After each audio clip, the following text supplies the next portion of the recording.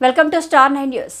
రాష్ట్ర భవిష్యత్ ధ్యేయంగా అభివృద్ధి, ప్రజల సంక్షేమం రెండు నారా చంద్రబాబు నాయుడు పరిపాలన సాగిస్తారని గూడూరు శాసనసభ్యులు డాక్టర్ పాషం సునీల్ కుమార్ అన్నారు.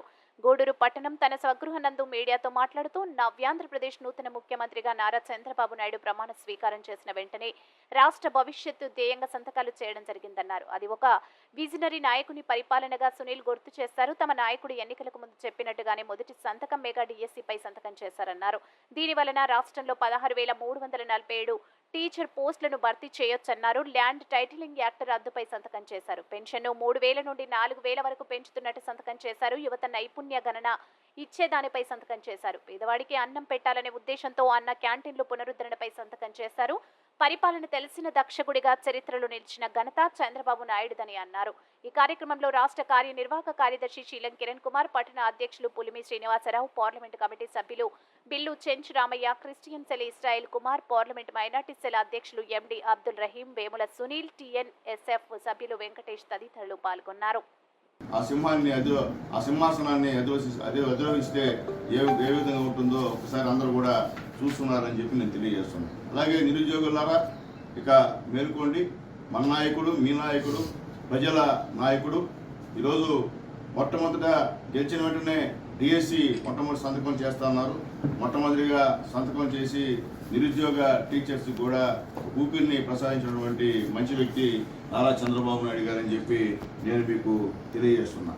అట్లాగే ముఖ్యంగా మాట ప్రకారం మన చంద్రబాబు నాయుడు గారు ల్యాండ్ టైటిలింగ్ యాక్ట్ని రద్దు చేసిన విషయం రెండో సంతకంగా మీకు మళ్ళీ నేను తెలియజేస్తున్నాను. మొన్న అంటాడు ఈ శాడిస్టు, ఈ ల్యాండ్ టైటిలింగ్ యాక్ట్ అంట వాళ్ళకి ఎమ్మెల్సీలు ఎక్కువ మంది ఉన్నారట, దాన్ని అటకిస్తాడట.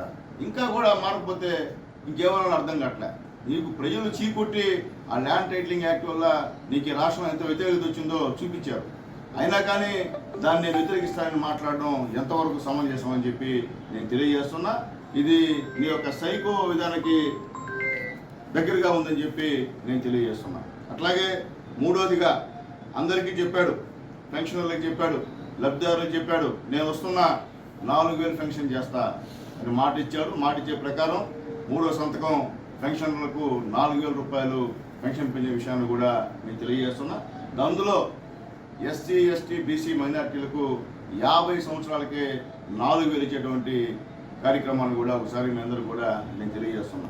మొదటి నెలే అంటే వచ్చే నెలే 7,000 రూపాయలు మీకు మొట్టమొదట పెన్షన్ ఇచ్చే కార్యక్రమం అని అవ్వ తాతలకి అందరూ కూడా నేను తెలియజేస్తున్నా. అట్లాగే ముఖ్యంగా 4వ మాట ప్రకారం ముఖ్యంగా ఈ రాష్ట్రంలో నిరుపేదలు ఎంతోమంది కూలికి పోయేవారు, ఎంతోమంది ఈ యొక్క ఇల్లు కట్టే భవన నిర్మాణ కార్మికులు, పేదవాళ్ళు, చదువుకునే నిరుద్యోగులు అన్నా క్యాంటీన్ లేక అల్లాడిపోతున్నటువంటి పరిస్థితిలో 4వ సందర్భంగా అన్నా క్యాంటీన్ని మనం ఇక్కడ ఓపెన్ చేసే విధంగా రాష్ట్ర వ్యాప్తంగా 100 అన్నా క్యాంటీన్లు ఈరోజు ఓపెన్ చేసే కార్యక్రమం ఉంది. త్వరలో గూడూరులో కూడా అన్నా క్యాంటీన్, ఎక్కడో కాదు, ఎక్కడైతే అన్నా క్యాంటీన్ గతంలో మేము పెట్టామో దాన్ని సచివాలయంగా మార్చారో ఆ ప్రాంతంలోనే అన్నా క్యాంటీన్ని మేము ప్రారంభిస్తామని చెప్పి పెద్ద నారాయణ గారి నాయకత్వంలో